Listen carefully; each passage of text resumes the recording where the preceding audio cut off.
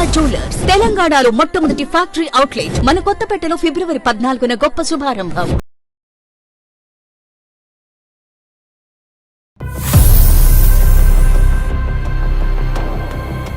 ఏం అడగను కూడా అడగలేదు. నీకు ఈ పెళ్లి ఇష్టమా లేదా ఏం అడగలేదు. కాలు తీసి బయట పెట్టింది. ఓకే, అప్పుడు అర్థమైంది వీళ్ళకి తెలుసు నాకు పెళ్ళయింది అని.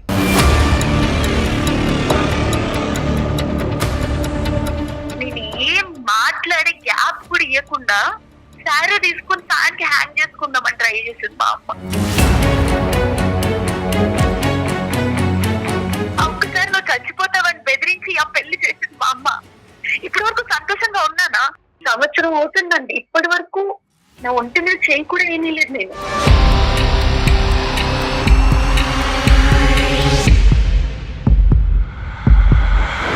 నేను ఇన్ని రోజులు మాట్లాడకపోయినా తను నా కోసం ఖచ్చితంగా వెయిట్ చేస్తూనే ఉంటాడు.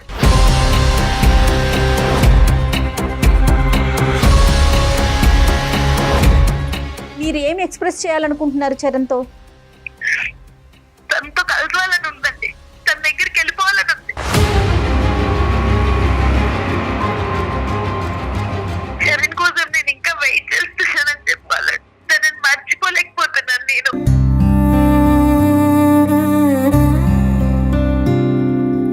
హలో హలో జాన్వి, జాన్వి ఏడో జాన్వి, ఎలా ఉన్నావు? ఎలా ఉంటాను? ఎలా ఉంటాను? నీకు మ్యారేజ్ అయిందంటగా?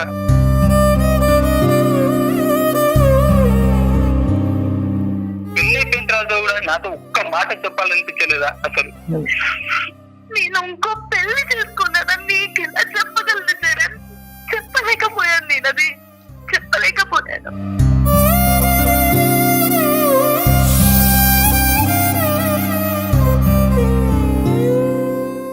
నమస్తే కళ్యాణ్ గారు. నమస్తే జయ గారు. కళ్యాణ్ గారు, జాన్వి అనే ఒక అమ్మాయి మనకి మెయిల్ చేసిందండి.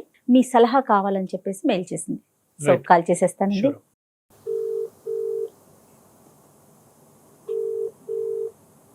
హలో, జాన్వి అండి, అవునండి. మీరెవరు?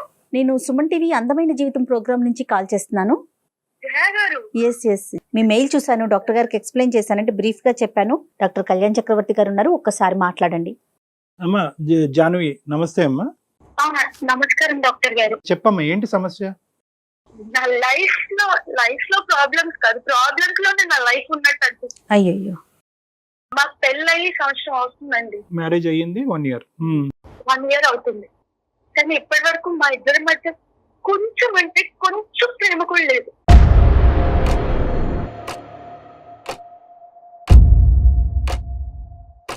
అరేంజ్డ్ మ్యారేజ్ అమ్మా? అవునండి. పెద్దలు నిర్ణయించిన పెళ్లి ఇష్టపూర్వకంగానే చేసుకున్నావా? లేదండి, ఇష్టంగా చేసుకోవాలి. లేదు.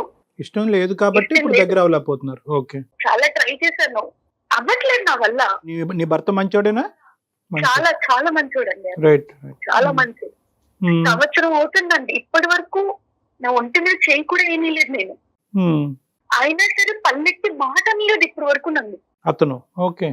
అతను ఒక్క మాట అంటే ఒక్క మాట కూడా అనలేదు. నాకు కావాల్సినవన్నీ తెచ్చి పెడతాడు, అన్ని తీసుకుంటాడు. ఎందుకు అని అడుగుంటాడేమో.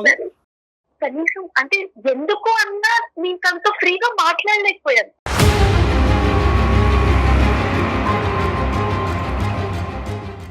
దీనికి మరి ఏంటమ్మా కారణం ఏంటి జాన్వి? నేనే అండి ప్రాబ్లం. నేనే మీరే ప్రాబ్లమా? నేనే ప్రాబ్లం. ఇష్టం లేని పెళ్లి కష్టపడి చేసుకున్నారనా ప్రాబ్లము, లేదంటే గతం ఉందా మీకేమన్నా? ఉందండి. ఒక అబ్బాయిని ప్రేమించాను నేను.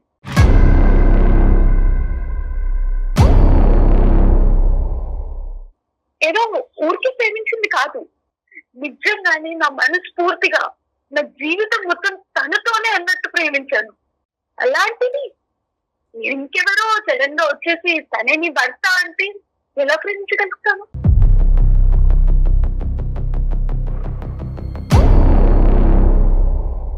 ఎంతకాలం బట్టి ఆ ప్రేమమ్మా? ఎంతకాలం బట్టి మీరిద్దరు ప్రేమించుకున్నారు? 3 ఏళ్ళు. 3 years. 3 ఏళ్ళు ప్రేమించుకున్నామని. అవునండి. 3 years ప్రేమించుకున్న తర్వాత ఆ అబ్బాయి ఎందుకు నీ జీవితంలోకి రాలేదు? ఈ అబ్బాయి ఎందుకు వచ్చాడు? నేను డిగ్రీలో ఉన్నప్పుడు ప్రేమించుకున్నాం. మ్మ్. మా ఇంట్లో చెప్దాం అనుకున్నాం. మాది చాలా ఆర్థోడాక్స్ ఫ్యామిలీ అండి, మ్మ్. చాలా ఆర్థోడాక్స్ ఫ్యామిలీ. మా నాన్నగారు పెళ్లి విషయంలో చాలా స్ట్రిక్ట్. రైట్. ఓకే. మా నాన్నగారు చెప్పిన మాట విన్నాను. మా నాన్నగారు ఏదంటే అదే అనుకున్నాను. రైట్. డిగ్రీకి ముందే ఒక సంబంధం వస్తే ఆ సంబంధాన్ని కూడా చదువు అయ్యే వరకు చేసుకోనని చెప్పి పోస్ట్ పోన్ చేశాను. ఓకే. కానీ తనకి జాబ్ లేదు, జాబ్ Okay. లేదా? తనకి Hmm. జాబ్ లేదు, ఫ్యామిలీ బ్యాక్గ్రౌండ్ లేదు. మ్మ్. మేము అబౌవ్ మిడిల్ క్లాస్, Hmm. తను నార్మల్ ఒక మిడిల్ క్లాస్ కన్నా కొంచెం తక్కువే. ఆ, అలాంటిది ఆ పరిస్థితిలో మా పేరెంట్స్ కి చెప్పినా ఒప్పుకోరు కదా. ఇంకొన్ని రోజులు టైం తీసుకుని చెప్దాము అని అనుకున్నాం. ఓకే. నాకు ఇప్పటికీ ఆ డేట్ కూడా గుర్తుందండి. డేట్ 2022 14th ఆ, వ్యాలంటైన్స్ డే ఏ సంవత్సరం అది? 22. 2022 అండి. లవ్వర్స్ అంటే ఇంకా కలుసుకుంటాం కదండి వ్యాలంటైన్స్ డే కోసం. రైట్. ఆ, అలాగే పార్క్ లో కలుసుకున్నాము, గిఫ్ట్స్ ఇచ్చుకున్నాము, అంతా బాగానే ఉంది అప్పటి వరకు. ఇంతలోపు 10-15 మంది ఎవరో కూడా తెలీదు మా వైపు వస్తున్నారు కూడా అర్థమయ్యేలోపు మా దగ్గరకు వచ్చేసారు. మ్మ్. వచ్చి దబాయిస్తూ మాట్లాడుతున్నారు, లవర్సా మీరు అంటే నిజంగానే మేము లవర్స్ కదా అని భయం లేకుండానే లవర్స్ అని. మ్మ్. వెంటనే దండలు తీసేశారు, పెళ్లి చేసుకోమన్నారు.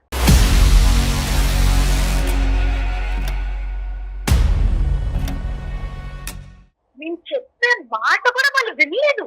ఓకే. వెంటనే తాళి తీసి చేతిలో పెట్టేసి తాళి కట్టన్నారు.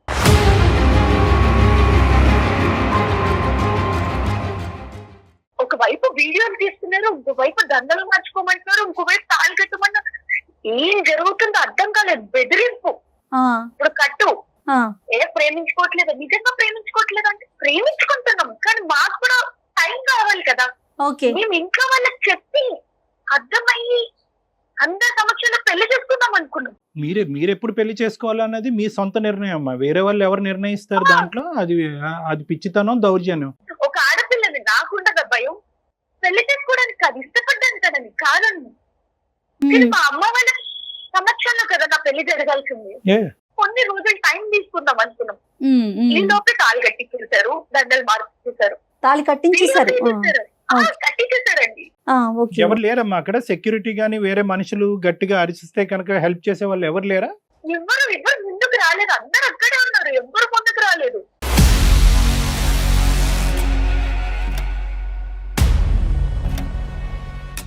మీ ఇద్దరితోనే ఇలా చేశారమ్మా? చాలా మందికి అలా చేశారు ఆ పార్క్ లో? పార్క్ లో ఇంకా చాలా మందికి చేశారండి. చేశారు. ఓకే. అదేదైనా ఒక స్పెసిఫిక్ గ్రూప్ ఏమో. మ్మ్. మ్మ్. అయిపోయింది, వీడియోలు తీశారు, మా పేరెంట్స్ నెంబర్లు తీసుకున్నారు. పేరెంట్స్ నెంబర్స్ నెంబర్లు తీసుకుని మాట్లాడారు. సరే ఇది జరిగిందని మార్చలేం కదా అన్నట్టు, మరి ఇట్లా దండలు వేసుకుని ఇంటికి వెళ్తే ఎట్లా రియాక్ట్ అవుతారు అని చెప్పేసి దండలు తీసి తాళి లోపల దాచిపెట్టి వెళ్ళానండి ఇంటికి. ఓకే. ఓకే. ఆ, ఇంటికి వెళ్తే మొత్తం అంతా మామూలుగానే ఉండింది. ఇంట్లో మొత్తం అంతా నార్మల్ నార్మల్ గా ఉంది. రియాక్షన్ ఏం లేదా? ఏం లేదు. ఆ, మా అమ్మ కాళ్ళు చేతులు కడుక్కురా అన్నం పెడతాను అని అంటుంది. ఆ, మా నాన్న కాలేజ్ ఎలా జరిగిందని అడుగుతున్నాడు. ఆ. మొత్తం అంతా మామూలుగానే ఉంది. ఓకే. ఓకే. అయితే నీ మీదన్నా కోప్పడాలి, లేదంటే ఎవరమ్మా అంత దౌర్జన్యాన్ని కొడిగట్టారని చెప్పి వాళ్ళ మీదన్నా వాళ్ళ కోప్పడాలి. మీద అవునండి. సడన్ గా 10 రోజుల తర్వాత ఎల్లుండి నీ పెళ్లి అన్నారు.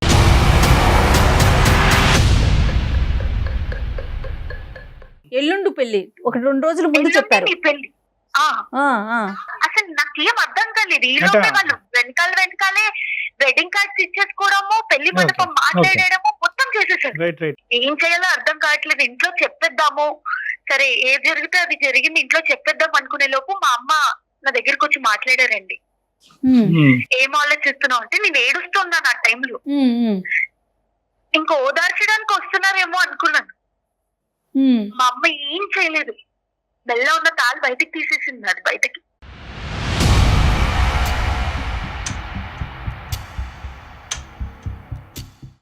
ఏం అడగను కూడా అడగలేదు. నీకు ఈ పెళ్లి ఇష్టమా లేదా ఏం అడగలేదు. తాళి తీసి బయట పెట్టింది. ఓకే, అప్పుడు అర్థమైంది వీళ్ళకి తెలుసు నాకు పెళ్ళయింది అని.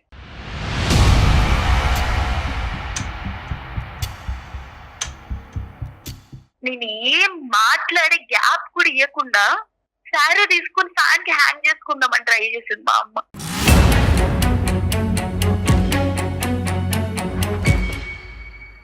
నువ్వు మరో మాట మాట్లాడకుండా ఈ పెళ్లి చేసుకో, లేకపోతే నేను ఉండను రేపు పొద్దున కల్లా. ఇంకేం మాట్లాడతాను నేను? నోరు మూసుకుని ఆ పెళ్లి చేసుకోవడం తప్పితే వేరే ఆప్షన్ కనపడలేదండి నాకు.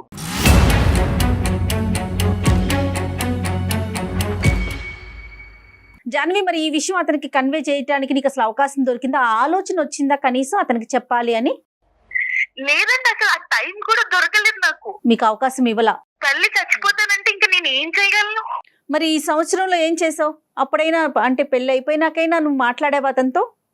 లేదండి. తల్లి చనిపోతుంది అనేటటువంటి భయంతో నువ్వు పెళ్లి చేసుకున్నావు అనేటటువంటి మాటకి మేము బహుశా ఏకీభవిస్తామమ్మా. ఎందుకంటే ఇంకా ఎవరన్నా చావు అనేటటువంటి థ్రెట్ ఇవ్వగానే చేసుకోక సస్తాం అనేటటువంటి ఉద్దేశం. కానీ నీ మెడలో ఒక తాలిబొట్టు అనేటటువంటిది ఉంది, దాని పవిత్రత, దాని ఇంపార్టెన్స్. నేను తాళి కట్టాను కదా, నేను చచ్చిపోతాను అనే మాట ఆ అబ్బాయి అంటే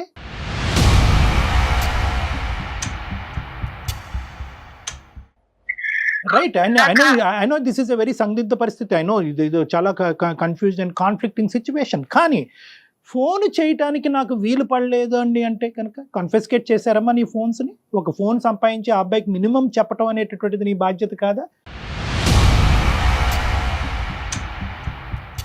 పెళ్లి చేసుకున్న తర్వాత ఈ అబ్బాయి ఎవరైతే ఉన్నారో ఆ అబ్బాయికి ముందుగా కానీ లేదంటే పెళ్లి తర్వాత కానీ, అసలు వాస్తవానికి ముందే చెప్పాలి. నేను నీ స్థానంలో ఉంటే కనుక నేను ముందే చెప్తాను, ఏమయ్యా మా అమ్మ ఇలా చనిపోతాను అంటుందనే ఉద్దేశంతో నేను పెళ్లి చేసుకుంటున్నాను ఈరోజు, కానీ నా మనసులో వేరే అబ్బాయికి స్థానం ఉంది.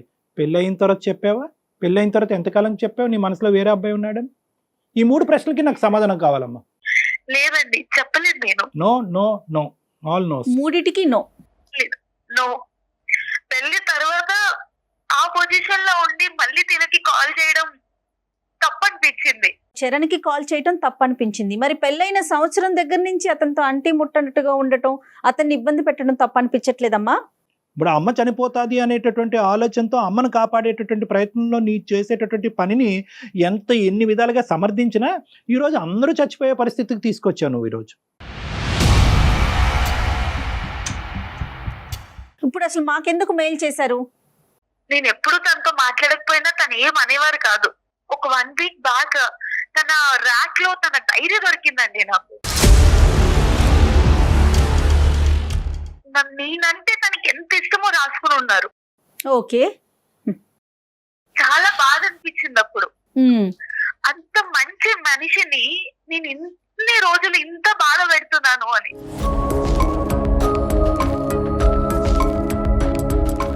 అయితే డైరీలో ఇలా కూడా రాసుకున్నారండి, మేబీ పెళ్లికి ముందు ఎవరినైనా ప్రేమించి ఉంటుందేమో, ఈ కాలంలో అందరు అమ్మాయిలకి ఇలా ఉండిందే కదా. అది కూడా తను క్యాజువల్ గా తీసుకున్నాడు. అవునండి. కొన్ని రోజులకి మారుతుందేమో, ఎప్పటికైనా తనతో ప్రేమగా మాట్లాడతానేమో అనే ఆశతో ఉన్నారని అర్థమైంది నాకు.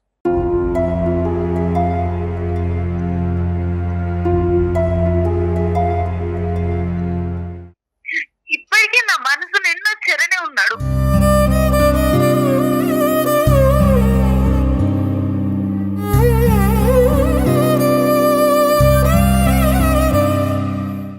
నువ్వు ఒక విధమైనటువంటి సందిగ్ధ పరిస్థితిలో ఉన్నావు. You don't have answers to many people. ఈ అబ్బాయి డైరీ చూసేంత వరకు ఈ అబ్బాయి ఏమనుకుంటున్నాడో నీకు తెలియదు, మంచోడు అని తప్ప ఈ అబ్బాయికి కూడా నీకు ఆల్రెడీ నీకు మనసులో వేరే అబ్బాయి ఉన్నాడు అనేటటువంటి ఆలోచన, నువ్వంటే ఈ స్థాయి ప్రేమ ఉందనే తెలియదు. ఇంకా పెద్ద డైలమా సిచ్యువేషన్ ఏంటంటే కనుక సంవత్సరం అయింది ఇప్పుడు వరకు నువ్వు చరణ్తో మాట్లాడావు. అసలు ఉన్నాడా? అసలు చరణ్ ఉన్నాడా? ఏ పరిస్థితిలో ఉన్నాడు? పెళ్లి చేసుకున్నాడా? పిచ్చోడు అయిపోయాడా? చచ్చిపోయాడా?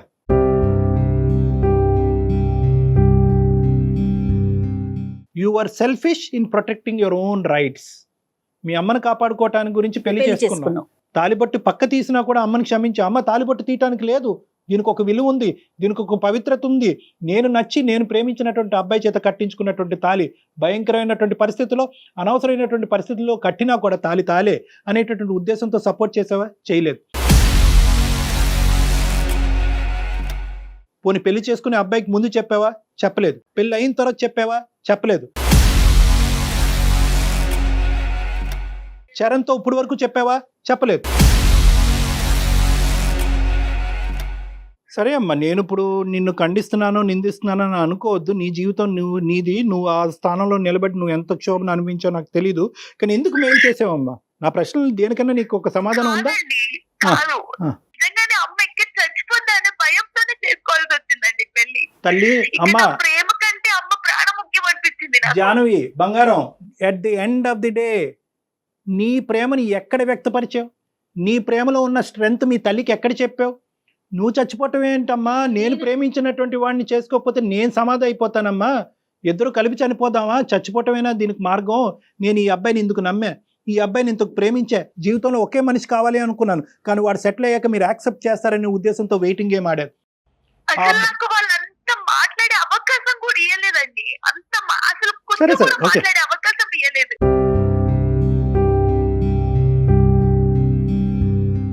అంటే భయపడింది అంటారా? అంటే చరణ్కి చెప్తే తను ఎలా రిసీవ్ చేసుకుంటాడో, తన మీద ఉన్న ప్రేమ పోతుందో, అట్లా ఏమైనా ఆలోచించావా జాన్వి? జగన్కి తెలిస్తే తట్టుకోలేడండి తను. పక్కా చెప్తున్నాను. నేను ఇన్ని రోజులు మాట్లాడకపోయినా తను నా కోసం ఖచ్చితంగా వెయిట్ చేస్తూనే ఉంటాడు. తను ఏమి కాల్ ఏదో ఒక చేయలేదా రోజు మీకు? నేను లేదండి. తను నేను కాల్ సిమ్ చేయలే? తీసేశాను. ఏమ్మా సిమ్ తీసేశాను. నా పెళ్ళైన నెక్స్ట్ డే సిమ్ తీసేశాను. నెంబర్ ఫోన్లో తీసేసి బ్లాక్ చేసి నెంబర్ ఓకే తీసేసావా? సిమ్ తీసేశాను. చాలా స్టెప్స్ తీసుకున్నాను. ఎనీవే ఇప్పుడు ఏంటమ్మా? Why did you call us? ఎందుకు మాకు ఈమెయిల్ ఎందుకు పంపించారు మీరు? లేదండి, నా హస్బెండ్ డైరీ చూసాక నాకు గిల్ట్ వచ్చేసింది. Guilt guilt feel. ఇంత మంచి మనిషిని ఒకవైపు నేను బాధపడుతున్నాను, తనని బాధ పెడుతున్నాను. అవును. తను చాలా మంచి మనిషి అండి. అంత మంచి మనిషిని అంత బాధ పెడుతున్నానని తట్టుకోలేక దీనికి ఒక ఎండ్ తీసుకురావాలని నేను మీకు మెయిల్ చేశానండి. అంటే సురేష్ తో మాట్లాడి, మీ భర్తతో ఒకసారి మాట్లాడి ఈ అమ్మాయి మనసులో ఈ బాధ ఉంది అని చెప్పమంటావు అంతేగా? కాదండి, చరణ్ తో మాట్లాడాలని ఉంది నాకు. చరణ్ కి తో మాట్లాడితే అంటే మీరు ఏమి ఎక్స్ప్రెస్ చేయాలనుకుంటున్నారు చరణ్ తో? తనతో కలవాలని ఉందండి. తన దగ్గరికి వెళ్ళిపోవాలని ఉంది.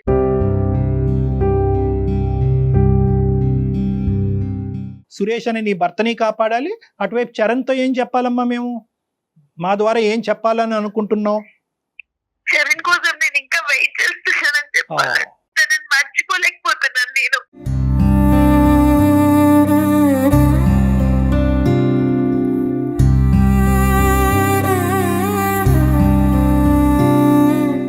మరి ఎట్లాగమ్మా? చరణ్ నెంబరు నీకు గుర్తే నాకు ఉంది? నెంబర్ గుర్తుందండి.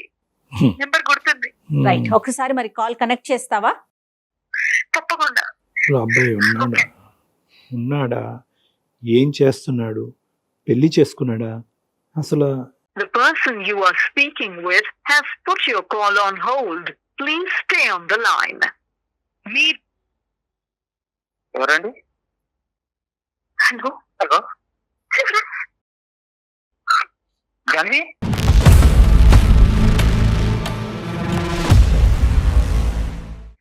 జాన్వి ఎలా ఉన్నావు జాన్వి? ఏడవకు జాన్వి, ఏడవకు జాన్వి. హలో జాన్వి, ఏడవకు జాన్వి.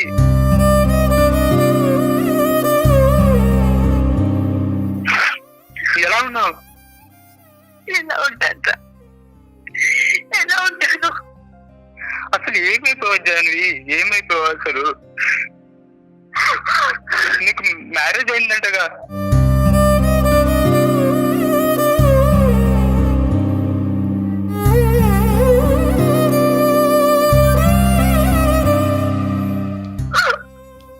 హలో జాన్వి, ఏడవకు జాన్వి. హలో ఎలా ఉన్నావురా? ఎలా ఉన్నావు? అసలు నీ కోసం ఎన్ని రోజుల నుంచి వెయిట్ చేస్తున్నాను తెలుసా? నువ్వు లేదు అన్న మరుక్షణమే నేను ఎంత నరకం అనిపించానంటే అంత నరకం అనిపించాను.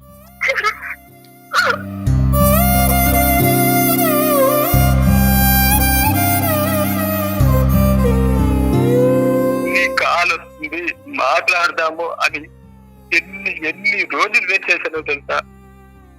అసలు ఒక రకంగా పిచ్చోనైపోయాను. నీకు తెలుసో లేదు, నాకు డ్రింకింగ్ అలవాటు కూడా లేదు, కానీ దాంతో పాటు ఆ అలవాటు కూడా చేసుకోవాల్సి వస్తుంది తెలుసా? అసలు అసలు సంవత్సరం నుంచి నాతో మాట్లాడాలనిపించలేదా నీకు? ఎందుకు అనిపించారు నీకు తెలియాలా? అంటే నన్ను మర్చిపోయా జాన్వి. నరకంలో ఉండేది చరణ్ నాకు.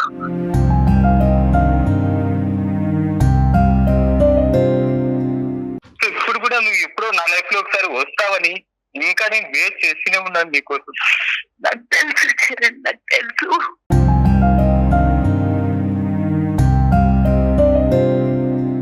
పెళ్లి అయిపోయిన తర్వాత కూడా నాతో ఒక్క మాట చెప్పాలనిపించలేదా అసలు? నేను ఇంకో పెళ్లి చేసుకున్నానని నీకు ఎలా చెప్పగలను చరణ్? చెప్పలేకపోయాను, నేను అది చెప్పలేకపోయాను.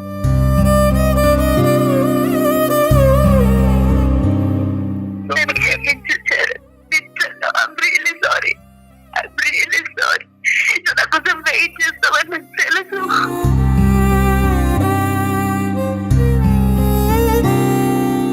నమస్తే చరణ్, అందమైన జీవితం ప్రోగ్రాం నుంచి జాన్వి మీతో మాట్లాడాలి అంటే మీకు కనెక్ట్ చేయించాము. డాక్టర్ కళ్యాణ్ చక్రవర్తి గారు ఉన్నారు. We feel very sorry for you. Sir నమస్తే సార్. నమస్తే నాన్న. నీ కండిషన్ ఏంటి అన్నది మేము ముందుగానే ఊహించుకున్నాం. అందుగురించి 1-10 సార్లు జాన్వితో ఆ అబ్బాయి బతుకున్నాడా, చచ్చిపోయాడా, పెళ్లి చేసుకున్నాడా, తాగుబోతాడయ్యాడా, పిచ్చోడయ్యాడా అనేది తెలుసుకోకుండా 1 year పాటు ఎలా ఉన్నావమ్మా అని జాన్వి అనే ప్రశ్న అడిగిన తర్వాత నీ బాగోగులు ఎలా ఉన్నాయని తెలుసుకోవటం గురించే చేయటం జరిగింది. ఆ అమ్మాయి పెళ్లి చేసుకుంది, అక్కడ ఉండలేకపోతుంది, అక్కడ ఉక్కిరిబిక్కిరి అయిపోతుందంట. నీకు ఫోన్ చేయాలంటే ధైర్యం సరిపోలేదంట. అక్కడ భర్తని తాకట్లేదు, మానసికంగా వాళ్ళు కనెక్ట్ అవ్వలేదు. ఆ భర్తకు కూడా ఏంటంటే ఈ అమ్మాయి మనసులో ఏదో ఉంది అనే డౌట్ ఆల్రెడీ వచ్చేసింది అతనికి. సో ఏదైతే కనుక ఒక ఇష్టం లేనటువంటి పెళ్లిలో కనిపించే కష్టాలన్నీ కూడా ఇక్కడ కనిపిస్తున్నాయి మనకి. నీ పరిస్థితి ఏంటన్నా? ఒక సంవత్సరం నుంచి నాకు కాల్ రావడం లేదు. తన నుంచి కాల్ వస్తుందని ఒక హోప్ తో నేను ఉండిపోయాను అలాగే. సో వస్తుంది, తనకి ఏదో ఇబ్బంది ఉంది అని నేను అలానే వెయిట్ చేసుకుంటూ ఇంతవరకు వచ్చాను సార్. తను ఏ సిచ్యువేషన్ లో ఉందో ఏంటో అని మాట్లాడమని చాలా ట్రై చేశాను. సరే, ఇప్పుడు ఏ సంబంధాలు వస్తున్నాయనన్నా? పెళ్లి చేసుకోవటానికి రెడీ అయినా నువ్వు? సార్ నాకు ఈ పెళ్లి సంబంధాలు వస్తున్నాయి సార్, కాకపోతే నాకు ఇష్టం లేదు సార్. ఆ పెళ్లి సంబంధాలు వచ్చినా నేను చేసుకోనని చెప్పేశాను ఇంట్లో. ఓకే. అసలు నాకు ఈ జాన్వి తప్ప ఎవరిని చేసుకోను సార్.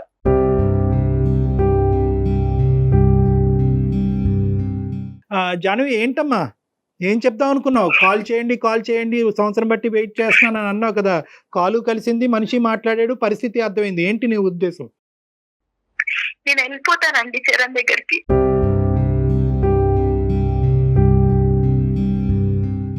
ఏమమ్మా వెళ్ళిపోవటానికి? ఇదేమన్నా ఎయిర్పోర్టా? ఇక్కడ ఫ్లైట్ ఎక్కి అక్కడ దిగటానికి?